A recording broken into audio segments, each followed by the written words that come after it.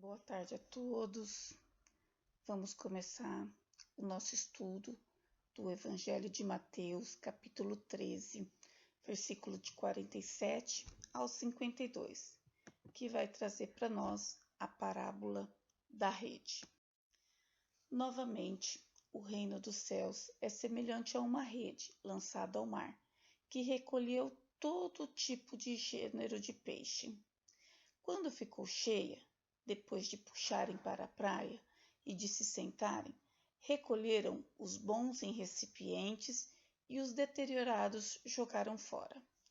Assim será na consumação da era. Os anjos sairão e separarão os malvados do meio dos justos e os lançarão na fornalha de fogo. Ali haverá pranto e o ranger de dentes. Entendestes todas essas coisas? Diziam-lhe. Sim.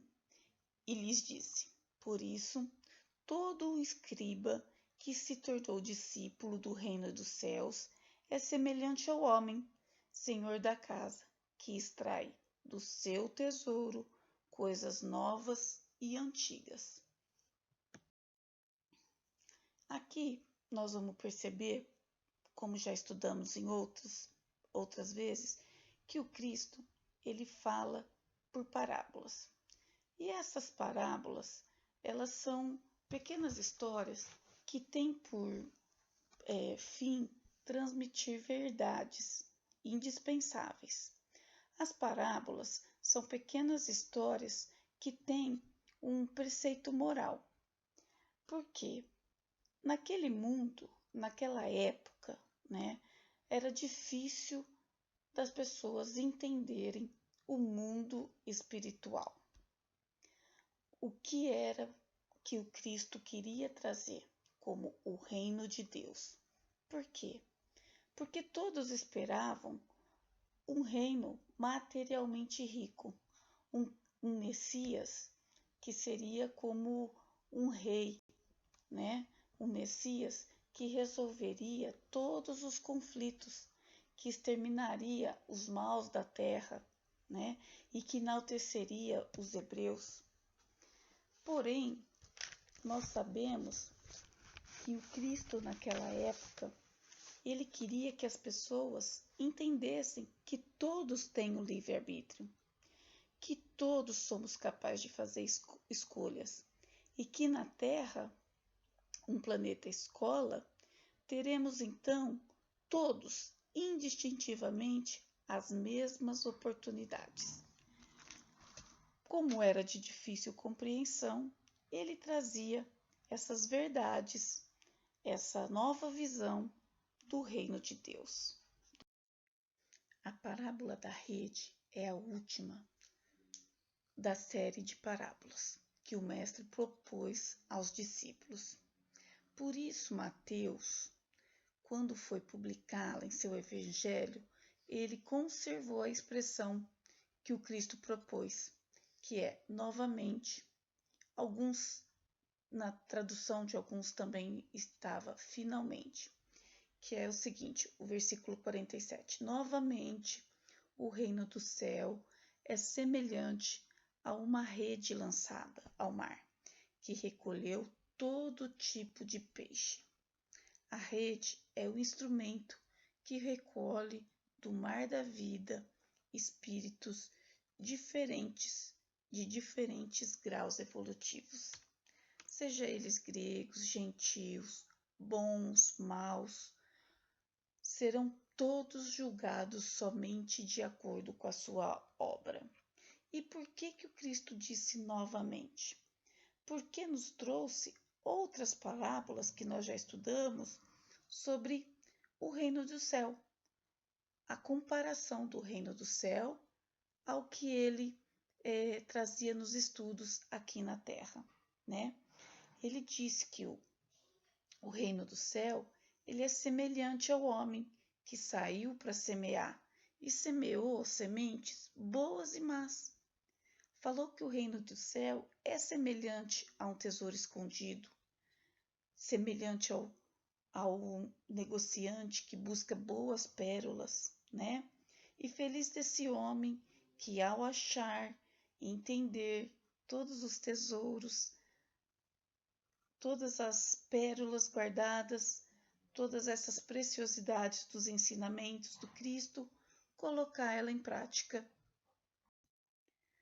A Caminho da Luz, o livro, tem um trecho que diz: Deus, com seu infinito amor, coloca nas mãos do nosso Mestre Jesus e sua falange de Cristo um planeta para ser aqui recolhido em um espaço comum.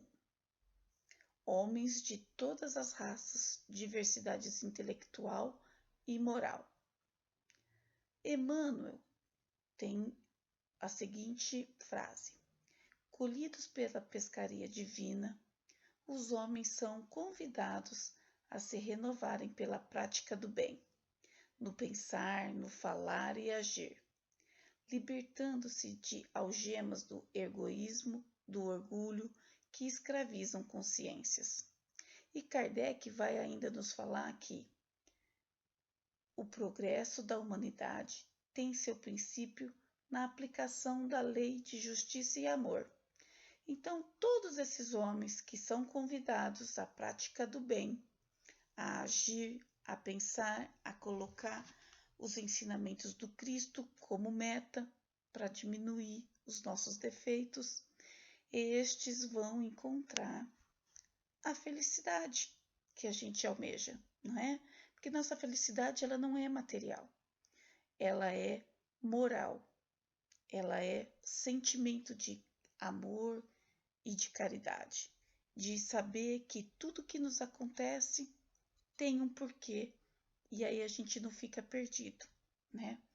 Então, é essa a comparação que Emmanuel faz para a parábola, quando ele fala que todos nós somos convidados a renovar a nossa prática, né?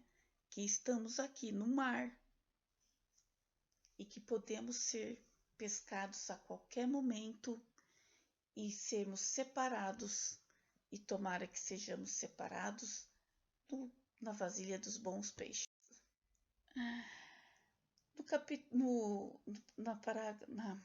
No versículo 48, quando ficou cheia, depois de puxarem a rede para a praia e de sentarem, recolheram os bons em recipientes e os deteriorados jogaram fora. A rede apanhava os peixes puros, bons, próprios para o consumo e os também maus. Os peixes eram de todos os tamanhos, eram de todas as raças, crédulos, cor, que nem nós falamos ali. Eram de todos os jeitos. E Levítico, Cristo faz essa comparação dos peixes, porque muitos peixes para os judeus, eles eram impróprios. O camarão, peixe sem barbatana, sem escamas, né? Então, esses daí não podiam ser consumidos. Então, por isso, essa comparação do mar, e que trazia de tudo, porém nem tudo era próprio para eles, né? E o que não era próprio, o que acontecia? Era jogado de volta à água. Somente os peixes em boas condições que são negociados. Então, somente esses que eram colocados em recipientes adequados após uma classificação, porque aí sim, você levando bons peixes, todos bonitos, todos saudáveis, a sua pesca tinha valor. Então, esse processo de seleção que o Cristo coloca, a gente vê que é bem simples, né? É um processo de separar. Ele recolhia ali o bom e o ruim e separava. O bom é aproveitado, tem o seu valor, e o ruim descartado. Implica dizer que os que permanecem sempre fiéis, perseverantes no bem, que estão aptos a se regenerar, esses são os bons. Os demais são considerados espíritos retardatários, que necessitam de repetir experiências em ambientes que lhes estimulem o progresso espiritual. Eu trouxe aqui um comparativo do grau evolutivo dos planetas e dos espíritos, tá? Nós vivemos hoje no mundo de prova e de expiação. Então, de terceira ordem, nós vamos encontrar aqui todo tipo de espírito. Espíritos impuros, levianos, espíritos orgulhosos, egoístas, que se perturbam com paixões, né? Todos nós estamos na mesma classe. Aquele que estiver se esforçando, aquele que estiver se transformando, desejoso de melhora moral, esse passará para o mundo de regeneração, que a gente está vendo aqui muito agora, muito próximo da gente mesmo, né? Como que a gente ia imaginar que no mundo ia ser separado, ia ser tirado tantas pessoas de uma vez? Nós estamos aqui nessa fase. No mundo de regeneração, vai predominar o espírito, vai predominar o bem sobre a matéria, vai predominar aqueles espíritos que já estão aqui querendo ser melhores, né? Já se propondo a ver, enxergar o outro com mais amor, com mais carinho, que nem disse Emmanuel.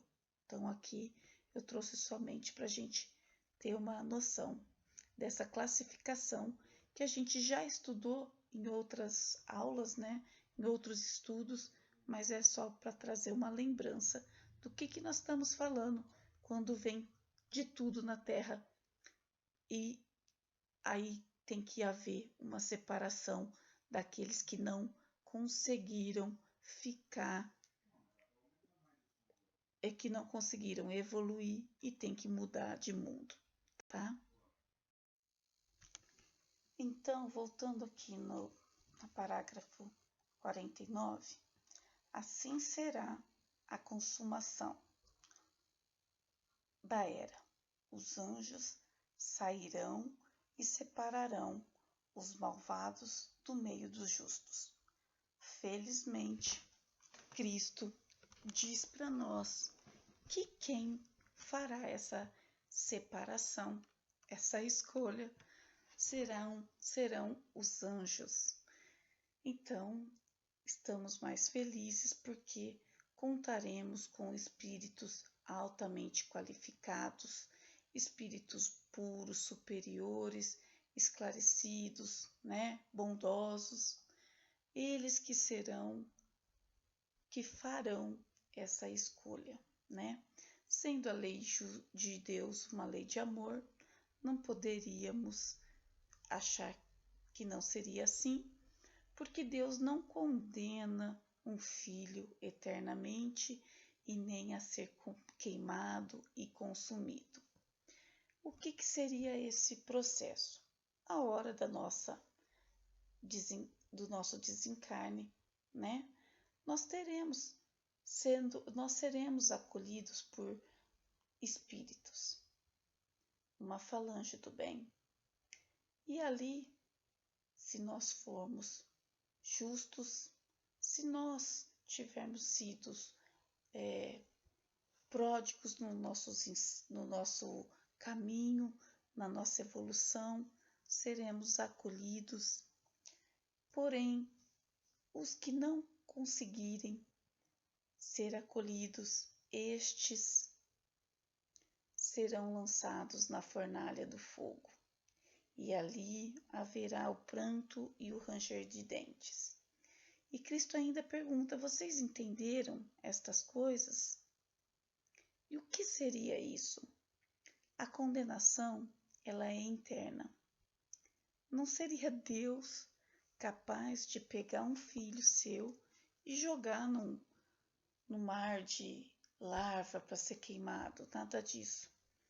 Nós, é intrínseco, nós que numa oportunidade de sermos escolhidos para um mundo melhor, vamos ver que nós não nos esforçamos, que estaremos como os espíritos anteriormente decaídos, né? Vamos ver que a gente não aproveitou o que devia ter aproveitado. E aí será o nosso pranto.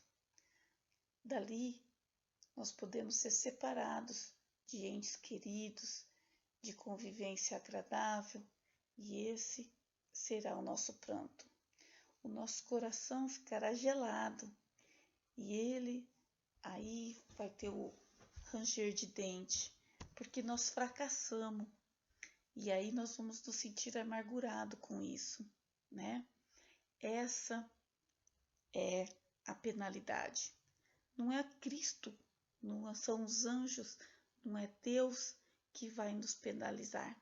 Somos nós mesmos que vamos nos sentir assim, fracassados. A gente já tem um pouco desse sentimento quando a gente faz algo de errado. Pesa a nossa consciência hoje quando a gente pisa na bola com alguma coisa ou com alguém. Imagina quando nós tivermos essa opção de poder ir para um mundo melhor, seguir o caminho com tantos amigos do bem e não poder fazê-lo. Essa será a condenação. Seremos nós condenando as nossas atitudes, né? Já no versículo 52, ele diz: por isso, todo escriba que se tornou discípulo do reino dos céus é semelhante ao homem, senhor da casa, que extrai do seu tesouro coisas novas e antigas.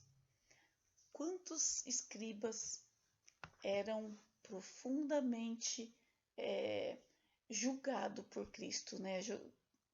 Eles eram condenados pela atitude, pelo materialismo, por ter oportunidades, por saber naquela época ler, escrever, estar à frente, passar uma boa mensagem e não faziam, né?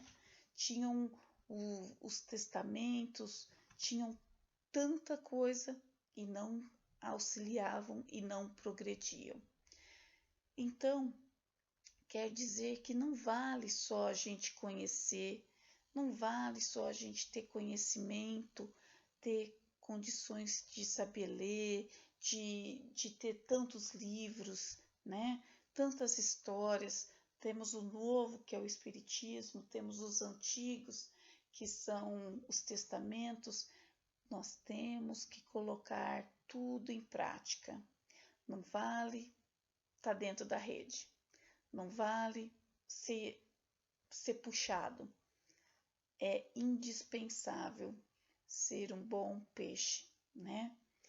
Os que conhecem o amor e não dão, os que exigem lealdade e não são sinceros e nem leais, os que pedem a indulgência do próximo e quando há oportunidade de ser indulgente não são, esses não vão conseguir ser separados e continuar no mundo, numa próxima reencarnação, num mundo ditoso, né? No mundo mais feliz, no mundo aí agora com melhores oportunidades. Quem anuncia a humildade, mas se eleva aos primeiros lugares, deixando o banco de discípulo para correr e sentar na cadeira do mestre, sem nenhum esforço moral, esse não conseguirá ser escolhido, né? Então não poderão ser escolhidos e estar juntos com bons espíritos mais elevados aqueles que não tiverem praticado a humildade, não tiverem de coração aberto, não cultivarem o amor ao próximo, não se penalizarem com o outro, né? Não terem essa fé, esse amor que ele que fortalece o nosso coração nesses momentos, essa pessoa não conseguirá sair da situação de uma nova reencarnação para mundos ou primitivos, ou menos elevados, ou ainda mundos de prova e expiação, aonde terão sim a oportunidade de progredir, né? Porque Deus, na sua infinita bondade, não vai condenar um filho, vai querer que ele vá para uma nova escola, né? Mas é muito difícil a gente que está aqui, que tem todo esse estudo, imagina nós sermos reprovados. Nós ficaremos muito tristes com isso. Então, quando no Evangelho fala do pranto, do ranger, não é uma condenação de Deus. É a nossa própria consciência ardendo porque nós perdemos todas as nossas oportunidades. A parábola da rede, ela é muito própria para o que a gente vive hoje, porque, como eu disse, a qualquer momento podemos nós ser pescados, podemos nós ser retirados do nosso mar, e ali, se a gente não teve a oportunidade bem aproveitada, poderemos, nestes momentos, ranger os nossos dentes. Então, nós que ainda estamos aqui, temos que estar forçosamente determinados ao nosso progresso. Esse é o ensinamento. Tomara que tenha sido bom. Eu vou falar a verdade, não gosto de fazer desta forma. Acho frio, sem graça. Quero muito que as nossas aulas voltem, porque eu gosto do contato com todo mundo, de ouvir todos comentarem. Eu gosto quando existe polêmica, quando um fala, quando o outro discorda, né? Ou quando não existe essa polêmica, são a interação de todos. É o que eu mais gosto e é o que eu mais desejo, que voltem os nossos sábados de aula. Que todos fiquem com Deus, que todos estejam bem e que a gente não esqueça de sempre estar elevando o nosso pensamento, sempre estar lendo e sempre estar procurando o nosso progresso, que é tão importante. Fiquem todos com Deus e até mais.